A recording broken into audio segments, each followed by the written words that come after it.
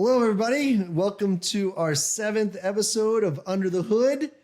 You'll notice we got a little bit of a new background today. Corey, tell them where we're at today. Yes, so we are in our new Philadelphia office, which is in Plymouth Meeting, Pennsylvania, right above the Biscuit Lady. If anyone's from this area, they know the Biscuit Lady. So we just moved in right upstairs, and about 3 weeks ago, and it's coming along well. And a big shout out to Corey's wife, Maddie, who helped with the design of the office and picking everything out. Maddie did a great job. You could design all of our offices from now on. The vision is coming together. The vision is coming together, and Corey's terrible at it. So well done. So today's exciting. We are going to talk about a case that we tried a number of years ago in the Middle District of Pennsylvania. Our client's name was Chris Hood, and there was a trucking company, a Canadian trucking company called Cassidy Transfer. So we're going to do a little bit of a deep dive into this case.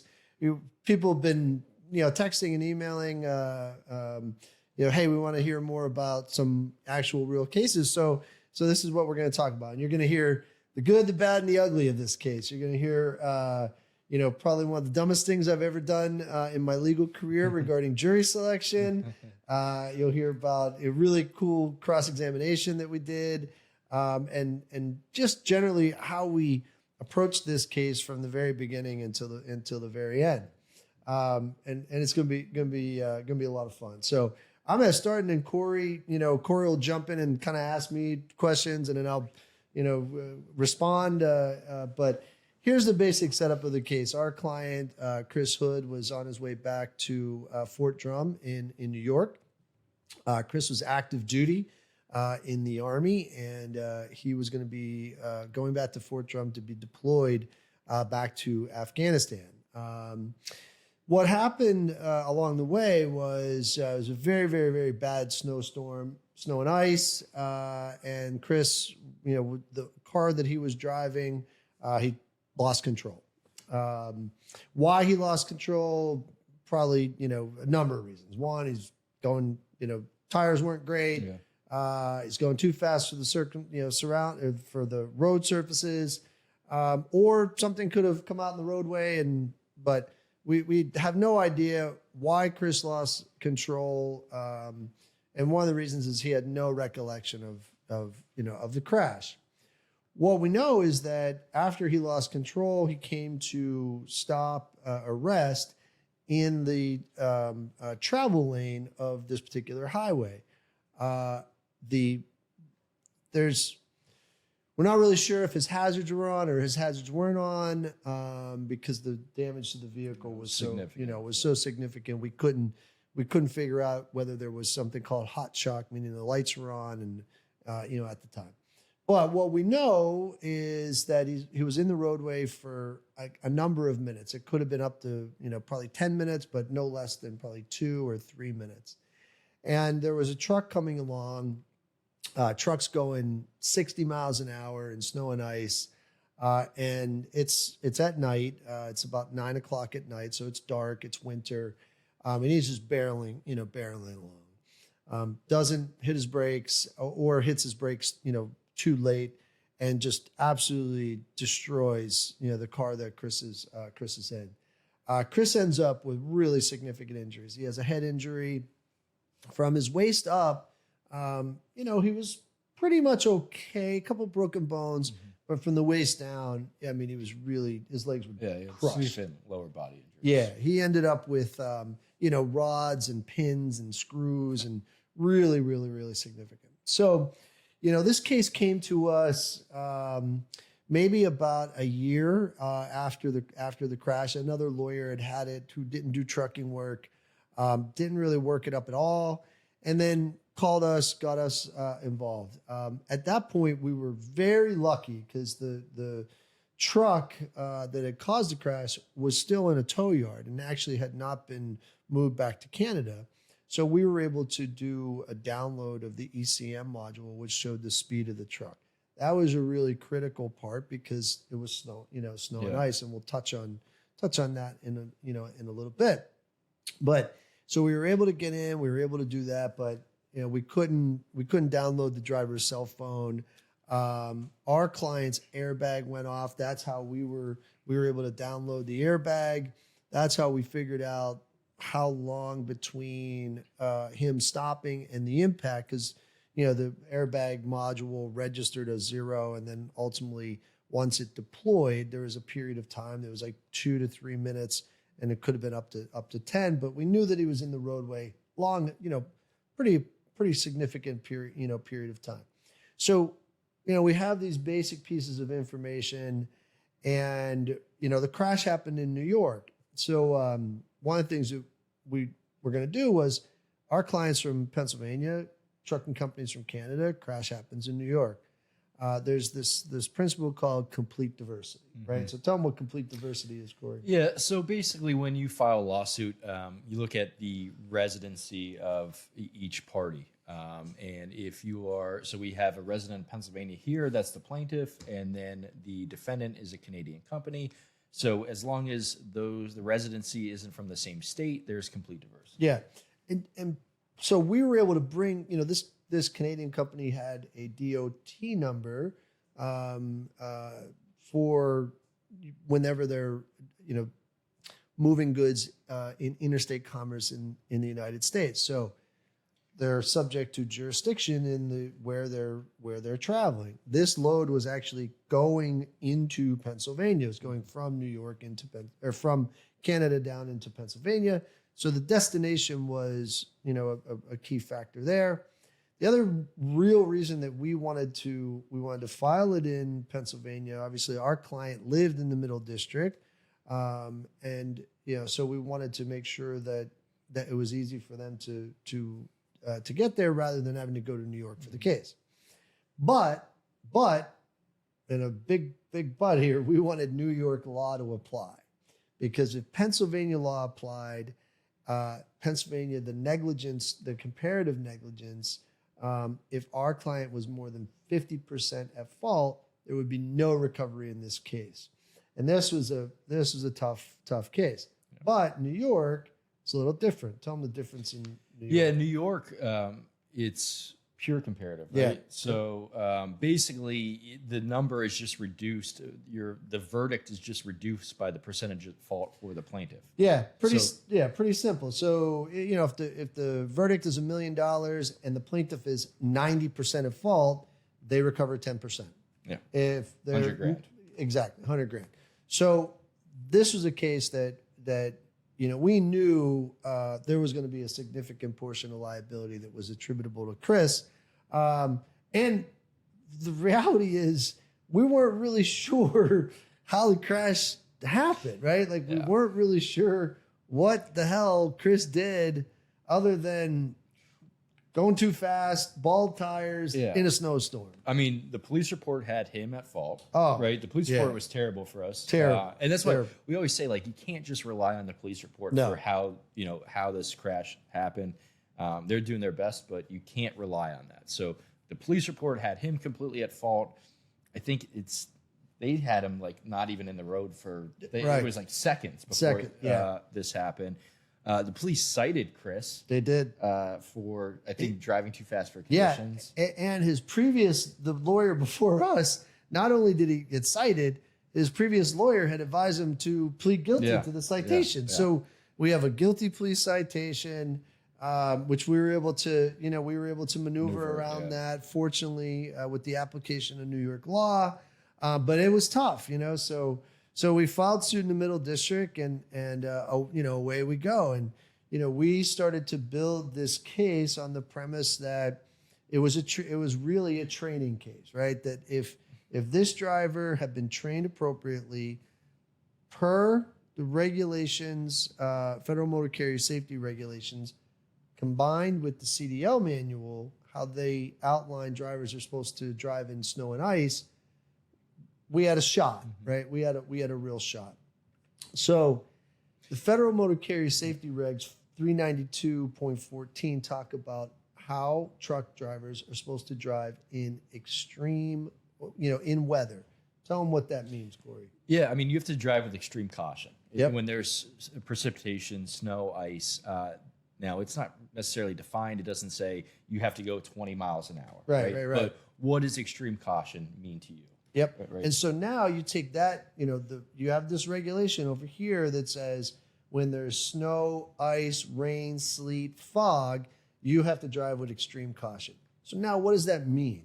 Well, now you have the CDL manual, and every state in the United States has the same provisions for driving in weather. Even Hawaii, has a snow and ice provision, the same thing as in Pennsylvania or New York. And what it says is that if there's ice, you should either be driving at a crawl or getting off the road. And then it tells you how to look for ice. And that was a real key point in this case, is that the drivers, as they're driving, are supposed to look for ice forming on the bottom of the windshield or on the roof of the tractor. So if ice is starting to form on the roof of the tractor, now that's a lot of ice, because you got the engine running, it's throwing heat off, and if it's cold enough that ice is still forming on it, you got a problem and you should be off the road. So depending on if there's ice, you should be going at a crawl, which is 5 to 10 miles an hour. And if there's snow, you should be reducing your speed by half, right, on that roadway. So if the speed limit is 60 miles an hour, you should be going no more than 30. All right. So now we had a shot, right? And there's all kinds of training materials out there. J.J. Keller, that became a really important part of this case. We'll tell you about what happened with that. But they have all these training materials about how to drive in hazardous weather. And, really, kind of funny is like, it has this like real ominous music on these videos. Like they're real old school videos. I think they did them in, like the 80s, and it's got a really bizarre, like, bum, bum, bum kind of, thing. Yeah. But they have these, they're actual like videos, like old school DVDs in this big binder that J.J. Keller sends so that trucking companies can train their drivers on. So, we get into the case and we're moving forward. One of the first depositions that we had to do, I had to go to Canada. And didn't you do it at the trucking company? I did. I did it literally at in one of, so when you back up a truck to load, there's a bay. So we did it in the bay of the trucking company. It's in like out in the middle of, it's past Ontario. It's freezing cold. First deposition and the last deposition I've ever done in a complete winter parka. Well, and before we even got here, we had to have the lawsuit translated into French Canadian. That's right. That? Yeah. Because it was a French Canadian province, so we had to have that translated into French Canadian, and then we have to go to Canada. I'm doing this deposition, and I'm in this like bay, and there's like a shelf that has all these training materials on it, right? And the J.J. Keller book is right there.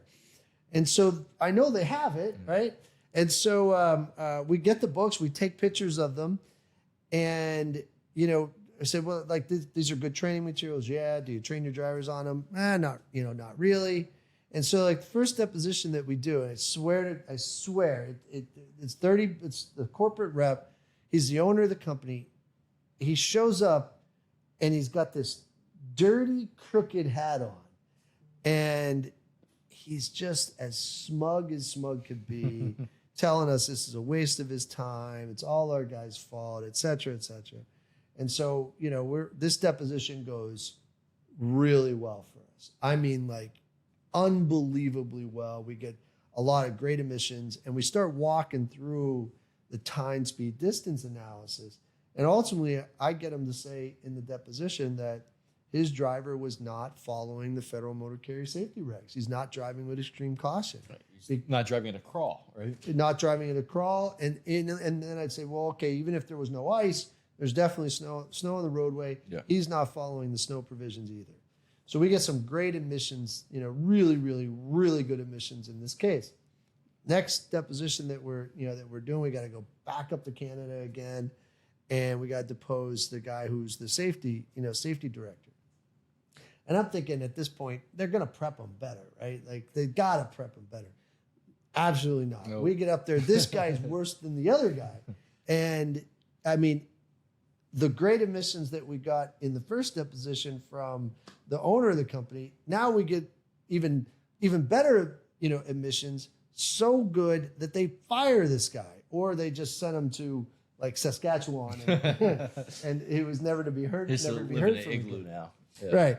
So, because at trial they bring in some new safety director, and we had like a picture of like, where is Brian? Mm-hmm. And we just kept showing like, where is Brian? Why is Brian not here? But we were able to play a lot of those videos, at the trial. All right.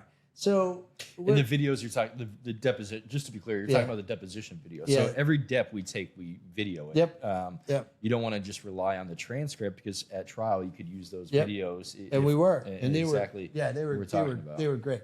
So like we're moving towards trial, and the case is going in really, really, really well for us.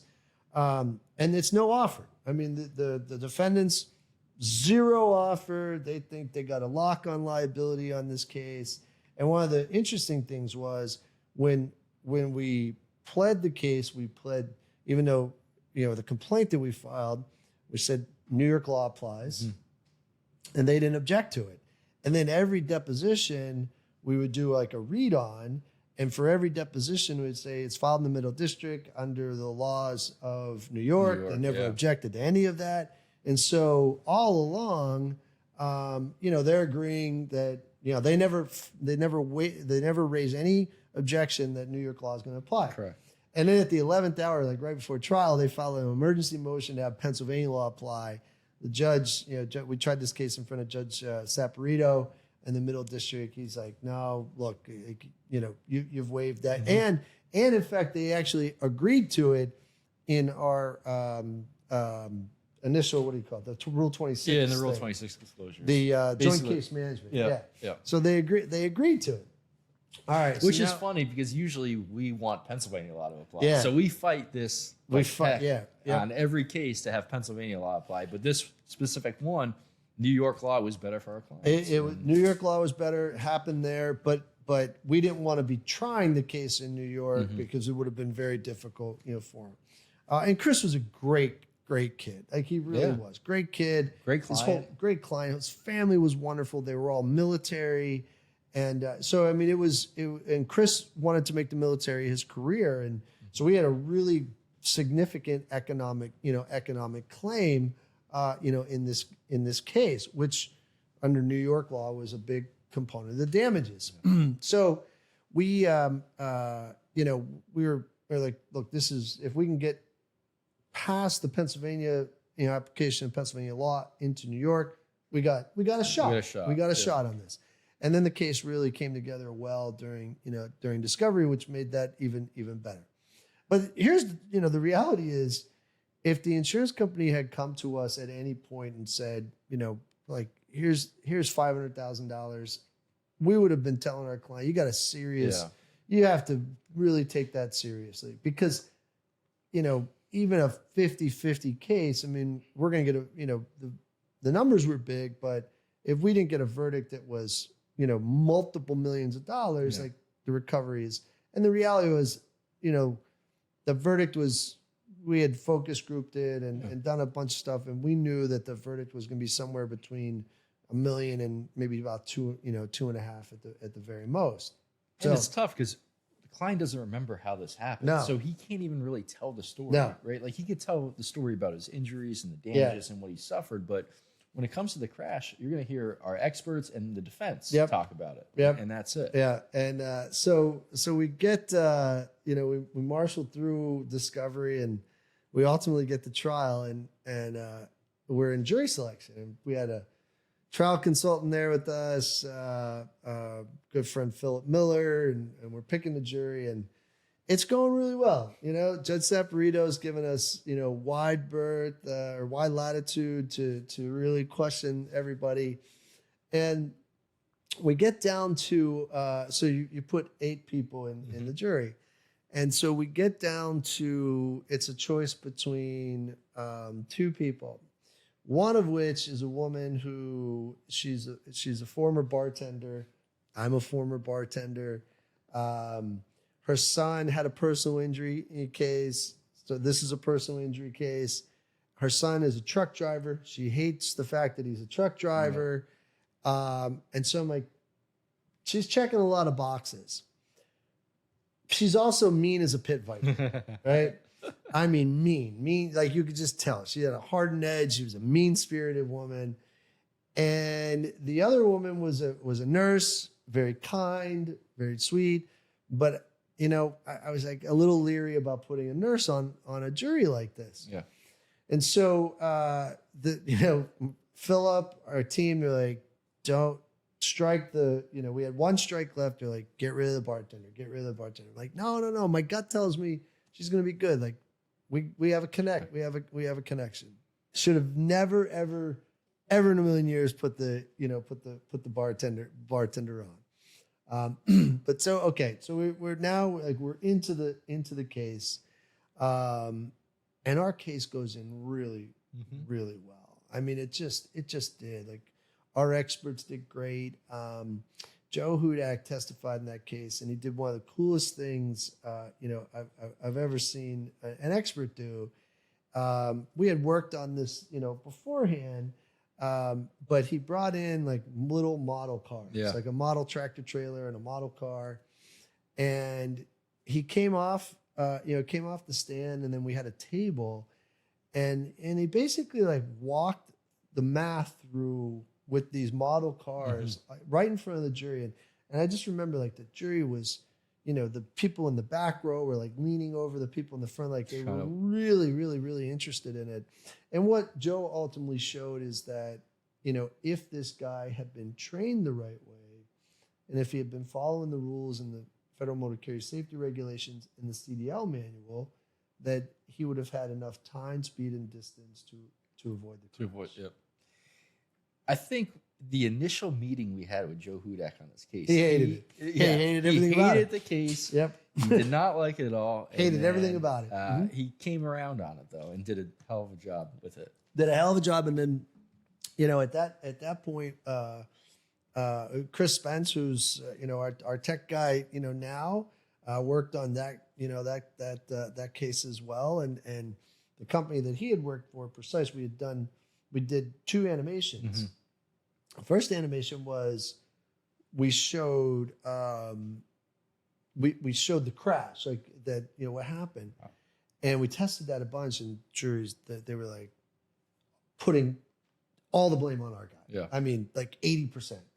So then when we flipped it and we started to show, had the truck driver done A, B, and C, been going slower, hit his brakes at the right time, the perception reaction. Now we show no crash, and that really changed. And people started coming around. They started coming around, and then Joe, in trial, that animation combined with the models, it really sealed the deal for us on liability.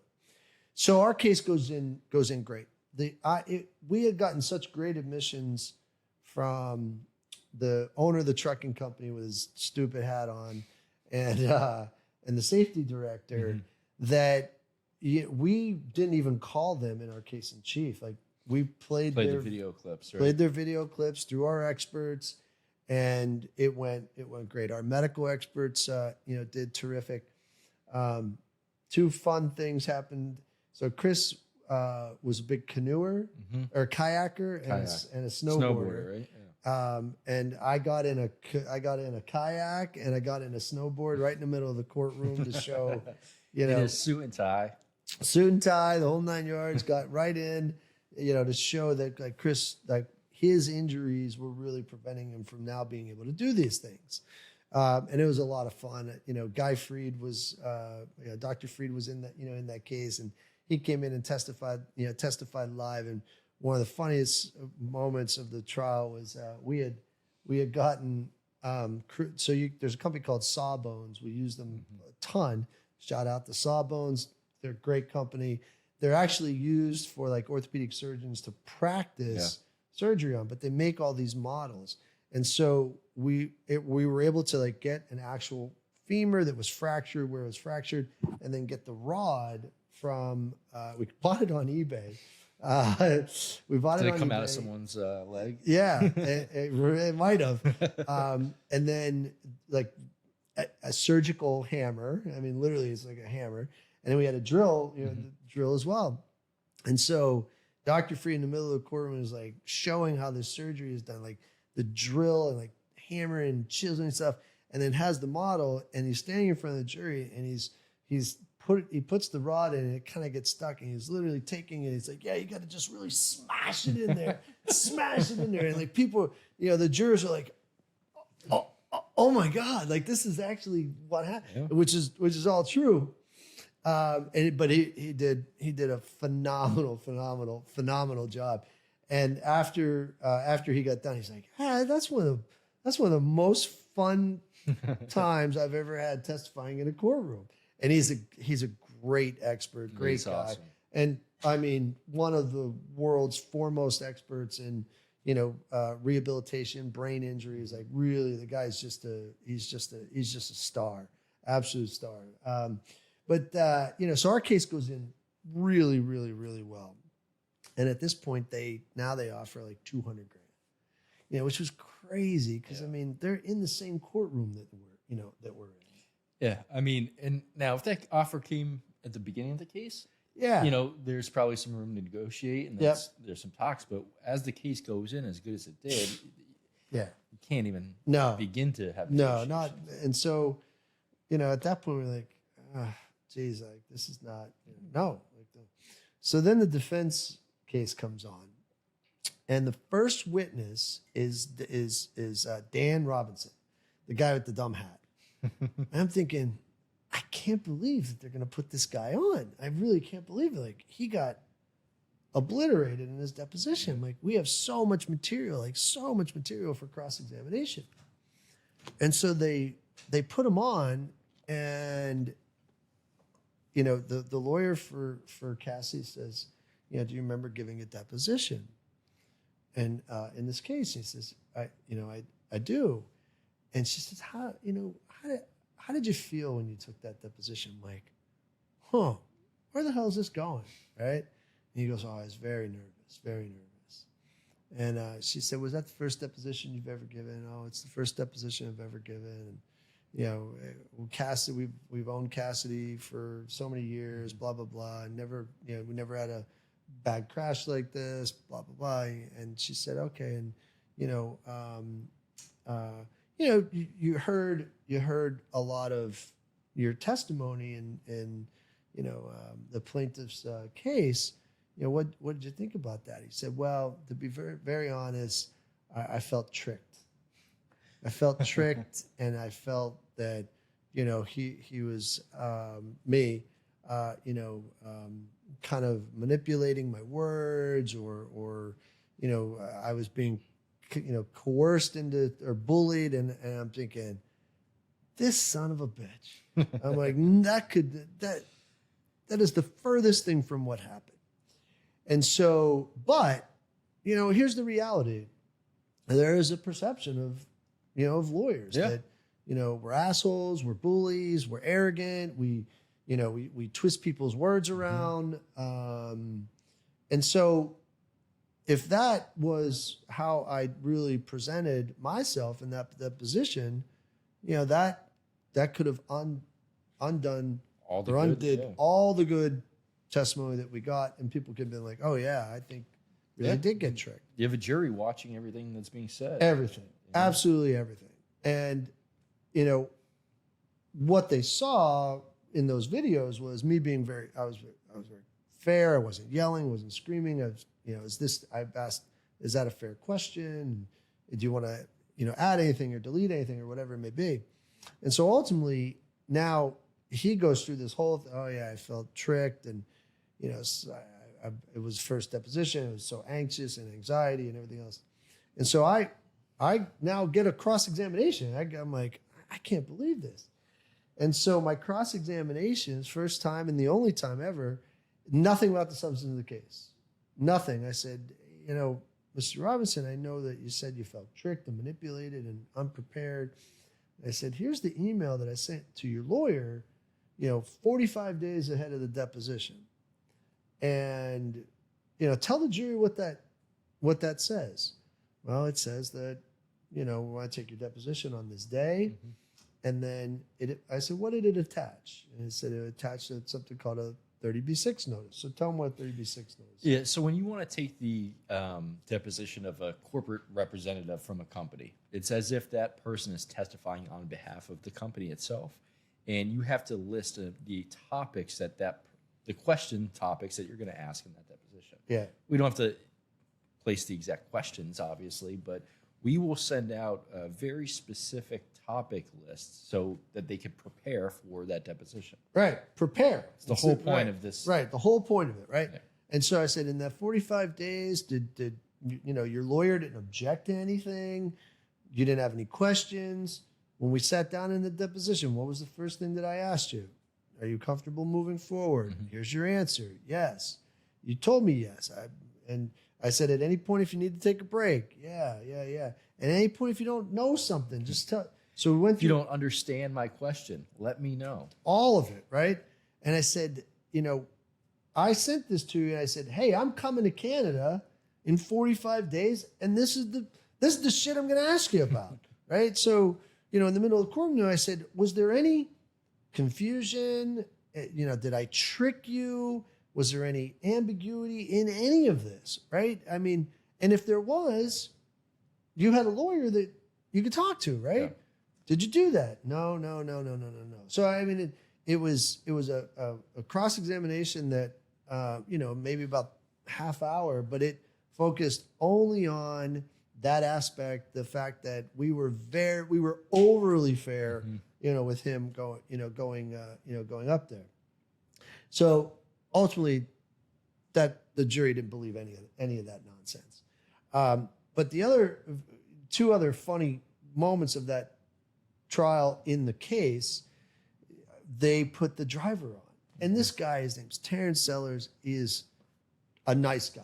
I mean, he's a simple guy, yep. Nice guy, just woefully inadequate training in this particular case. And he had admitted they had never trained me. I didn't know what the rules were. And I think the problem with a lot of the trucking companies out there, right? And at least in depositions that I take, and we take a lot of tractor trailer company depositions, corporate reps, safety directors. They always say, well, this person has a CDL.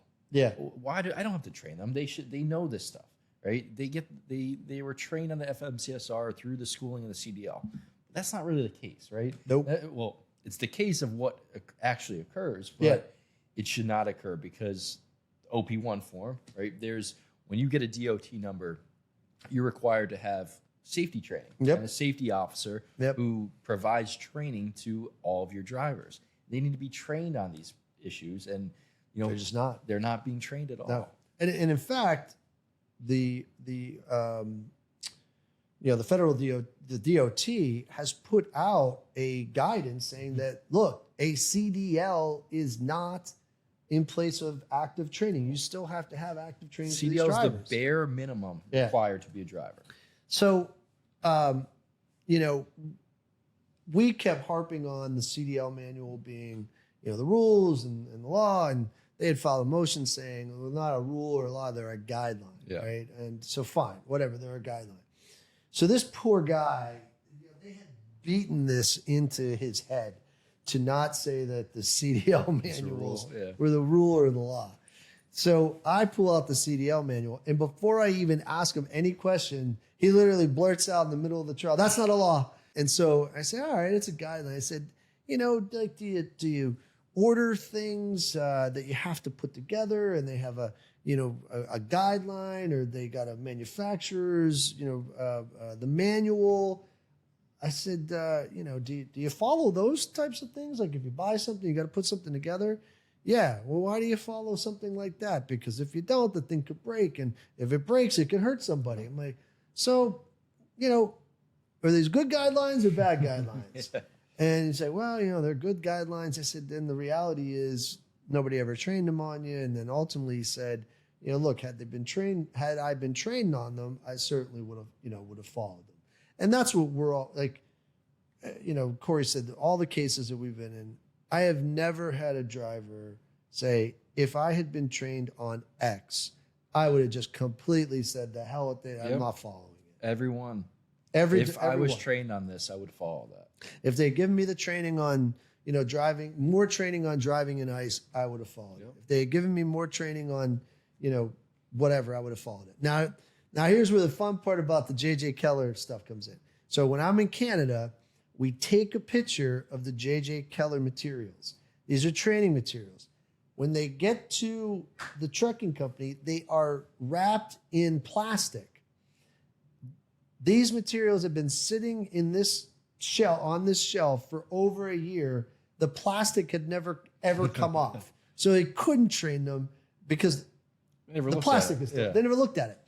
So we're in the trial, and I took this and I set it just on like the jury rail, and it sat there for 1 week, and we kept going back to it and looking at it.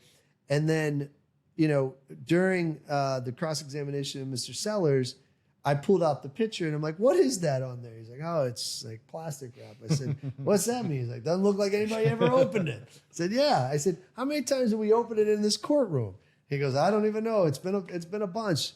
And so I said, fair question. We've opened it more in this trial than Cassidy ever did, ever in training their drivers. And he's like, oh yeah, that's about true. But he, ultimately, the guy just, if he would have been trained a little bit better. Now, full disclosure, even if he'd been trained a little bit better, I don't know. Yeah. This was a real close right. one. People always say they would follow the training. Yeah. It's not always the case. Yeah, this was, the road was legitimately really icy, really snowy. And so even if he had been going 5, 10, or I'm not sure. The science says, he could have stopped, but it was a tough call. But wasn't there an exit ramp? There was. Shortly before the he crash. Could have gotten he could have got off the exit. Yeah. Totally avoided it. Yeah. But, our guy is in the middle of the roadway, So, but the most fun part of the whole trial was the defense had hired this economist. And this economist is going to come in and talk about all the jobs that Chris can do. And I'm convinced to this day that the defense lawyers never even read this report because this was the most ridiculous report I have ever seen in my life. Chris Hood did not go to college, went right into the military out of college, or right out of high school. Yeah. And, his career was the military. He is a bright, this is not a knock on Chris in any way. Chris was a really bright guy, but he did not have a college degree. Mm-hmm. And that's okay. But for the fact now, this guy's coming in, and one of the jobs he said he could do was be a philosopher, right? A philosopher. Another job was a computer engineer because he had done some of tech stuff in the military. And then the final one was that with 2 rods in his legs, he could be a security guard, an armed security guard, because he had training with the firearm. So we first started off with... Quick question. Yeah. How many philosophers do you Zero. know? I don't know any philosophers. I don't know a philosopher. Let alone in Wilkes-Barre, Pennsylvania. In Wilkes-Barre, I don't know of a philosopher alive, right? When we were in law school, it's based on the Socratic method. Those guys lived hundreds of years ago, thousands of years ago. Yeah. So I was saying, I said, I got to ask you. I said, you say Chris could be a philosopher. I go, how many philosophers do you know? And he starts laughing. He's like, yeah, none. I don't know any.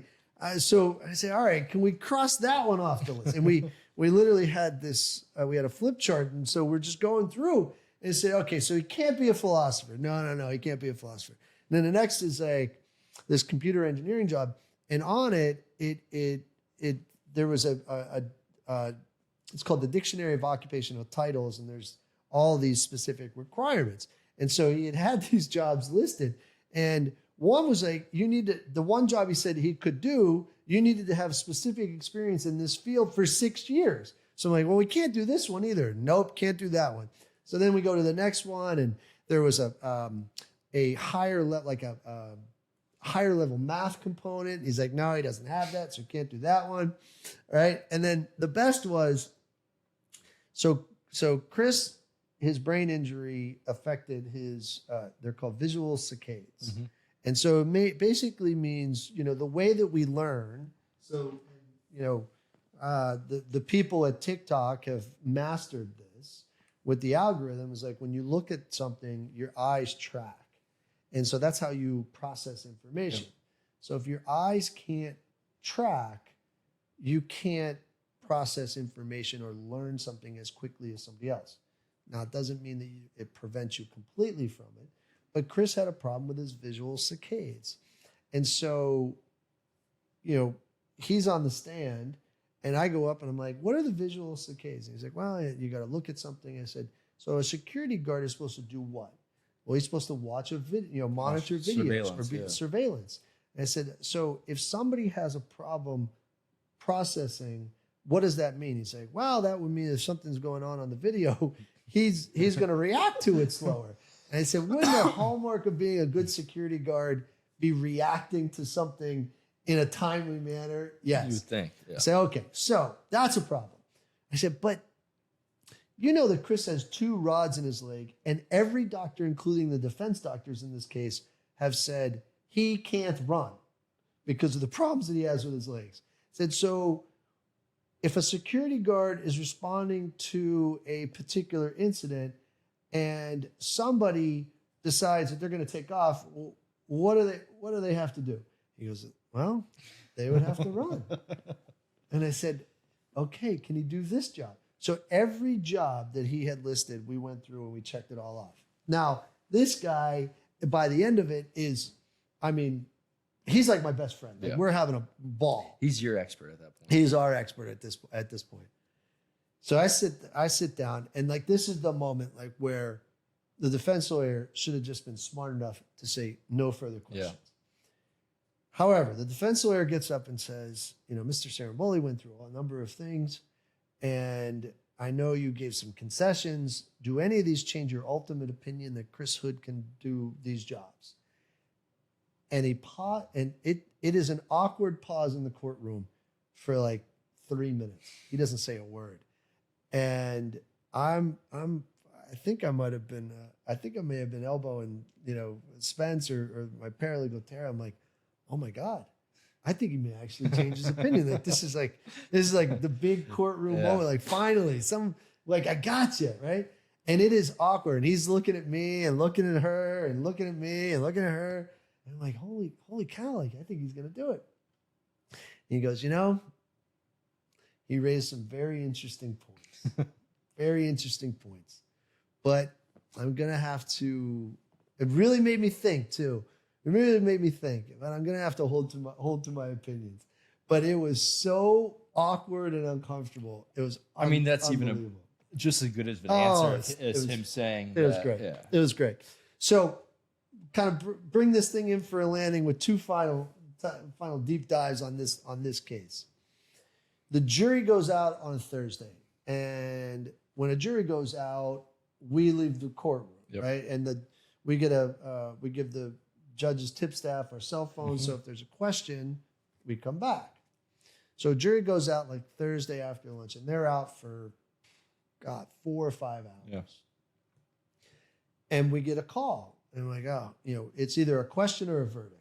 That's it, question or a verdict. So we get the call. I said, question, no question. Verdict, no verdict. I'm like, oh my God. Well, what could happen? What could this be? So we go back to the courtroom and she says, go into judge's chambers. We go in and Judge, I'll never forget this image. Judge Saporito is sitting at the head of the table and he's got a rule book open. He doesn't even have his black robe on. His sleeves are rolled up. He's rubbing his head. And I walked in, I said, well, anytime you see a federal judge with a rule book open, rubbing their head, this cannot be a good thing. And he said, I've never had this happen. He said, we just got a call from juror number 8's husband, that her ex-husband, who she has a child with, just died suddenly. And now this was a juror that we knew 100% she was with us, right? I mean, really with us. She was engaged. She was rolling her eyes at the defense. I mean, all body, all the body language was that she was with us. And this is stuff you're looking at throughout the whole trial. No question. We have people that will literally just study the jury on that. That's it. That these are things that we're focused on because they are. I mean, they're tells. Believe me, we've had them go the opposite way. Where we're like, we've said to clients like, "Hey, we are screwed here. We're screwed, man. This is going south in a hurry. We better get out of it. We better settle this case and get out of here." But we knew she was with us, and so the judge is like, "I think we need to tell her that her ex-husband died, father of her daughter." He's like, "What do you think?" And I'm like, "Judge." I said, I don't think that any of us should be the person that tells her we're not family, we're not friends, we're like court, we're officers of the court in a trial. You're not allowed to talk to jury members. Right. I said, how could we go in and just do this? And like the repercussions of it, I'm like, I mean, what are we going to do here? What are we going to say? Oh, by the way, I said, why don't we call her ex-husband and see what he says? Yeah. And so the judge's like, all right, that's a good idea. So we called the ex-husband and said, hey, what do you want us to do? We can go, we can tell her, we can pull her out. And he goes, absolutely not. Like, she has been super engaged in this. He's like, every day she comes home, she says, this is super interesting and I'm really enjoying it, and I'm going to see this through. He said she would be devastated if you pulled her out. I said, fine. So I'm like, whew, man, we dodged a bullet there because we know she's with us. So the jury deliberates for like 2 more hours. It's now gotten to be like 7:00 at night. They haven't eaten dinner, and the judge is like, look, if they don't have a verdict in like the next half hour, I'm gonna let them leave for the night. And I'm like, oh my God, this is a death blow. Like, we're going to lose one of our strongest jurors because we're like, there's no question. Like, she's going to go home. They're going to say, she's going to find out. Your ex-husband died. Daughter's going to be upset. She's not going to come back the next day. We're going to lose a juror. And that's really going to, really, really, really going to be tough. At that point, were the alternates sent home? So remember, federal court, only 8. Yep. You can go down to 6. Yeah, but it has to be unanimous. Yep. So we would have been at 7. And I mean, it really does kind of screw up the dynamics of the case. So, I'm like, this is not good, not good. Judge lets them. I beg him to keep them to get a verdict. He lets them go, and I think I went straight to the bar. I was like, and I said to the client, I'm like, look, this doesn't bode well for us. We knew she was with us, and who knows whether she's going to come back tomorrow. So we go back the next morning. Not only does she come back, now remember, this was a Canadian trucking company that we were trying this case in. She has an American flag sweater on. And I'm like, this is a good sign. This is a very, very, very good sign. So they start deliberating, and they are out for another 6 hours. And then finally, we get a verdict. It is a tremendous verdict for our clients. Into the millions of dollars, but our client was 40% or 45. It was a 55-45 case, so he's 45% of fault. I'm sorry, he was 55%. He was 55, yeah. He was 55% at fault. So if Pennsylvania law applied, 0, right? Absolute 0. But New York law applies, so he recovers, and it's just reduced by 55%. Yep.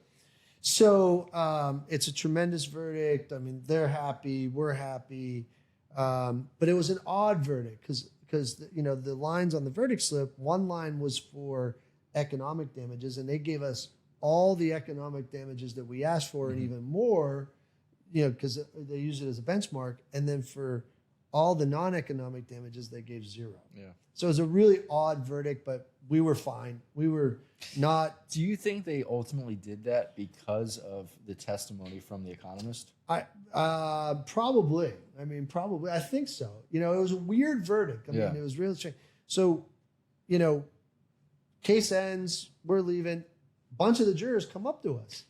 And we're always, you know, we're always a little leery about talking to jurors afterwards because, you know, look, God only knows, you know, they could tell you something so totally crazy, and then you know, you're an officer of the court, you got to report that and could invalidate a verdict. So we're always very leery about talking to jurors, but they literally went and asked the judge if they could talk to us.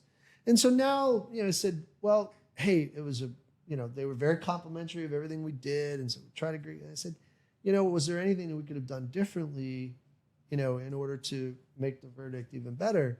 And this is where my gut, you know, was completely wrong. Every one of them said, yeah, you could have gotten rid of the bartender. She was awful, awful. She was like our one holdout. It has to be unanimous.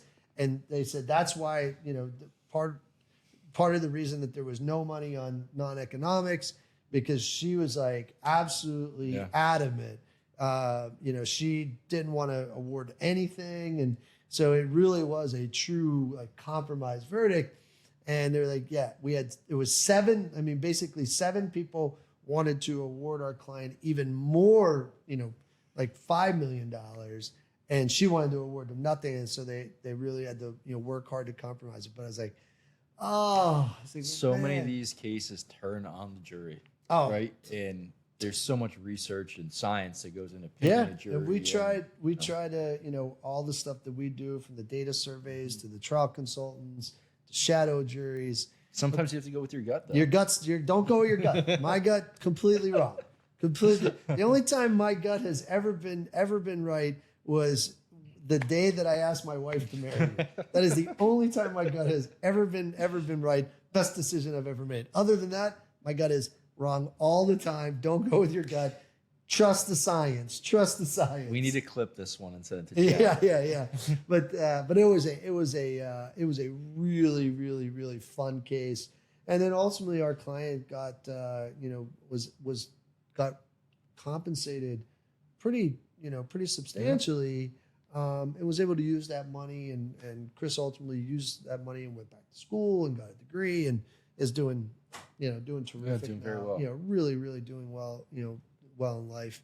But yeah, it was a super fun case, and yeah, it's fun being in trial. It's fun being in trial. It's a lot of work. It's a lot of work. It's a lot of pressure. nerves. Yeah. Oh God, I remember the jury was out for 2 days. I don't think I ate anything. I definitely didn't sleep. You know, and then a lot of pacing back and forth. Oh, it's first and only time somebody's ever died during deliberations. You know, which was something crazy. new. Yeah, it was a wild case. So that's it, man. We've been going for almost an hour. Yeah. So thank you, everybody. This was a lot of fun. We're happy to be in our new digs here down in Philly, and come see Corey and our new lawyer Chris Leeds, and Chris Spence is down here as well. So if you're in the area and you stop in for biscuits, come say hi to come these on guys. upstairs. bring them.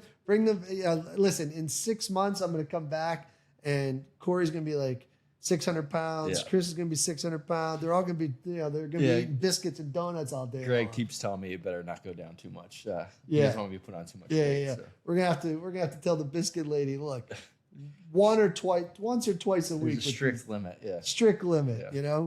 Strict limit. So again, thank you everybody. I mean, this has been, this was obviously fun for me because it was a really fun case to try. Thank you, Corey, for jumping in and talking about it with me, and thank you everybody for listening to us. Over the last 7 months, we've had a ball doing this. I really like doing this. I think it's a lot of fun. It's a Chop lot of it fun. up for an hour and talk about. And we're still shocked that 20-some thousand people of almost each episode want to listen to us talk. So really, thank you. And we'll be doing another one next month. We'll put out on social what the topic's going to be, and we'll probably talk about another case that we've worked on. I like doing the case analysis one. Yeah, the case They're analysis is good. Yeah, so hopefully give us some feedback. Everybody that has seen this, give us some feedback, whether, you liked it, hated it, the case analysis, because if you like it, we'll keep doing that stuff. So thanks, everybody. Thanks. Have a good one.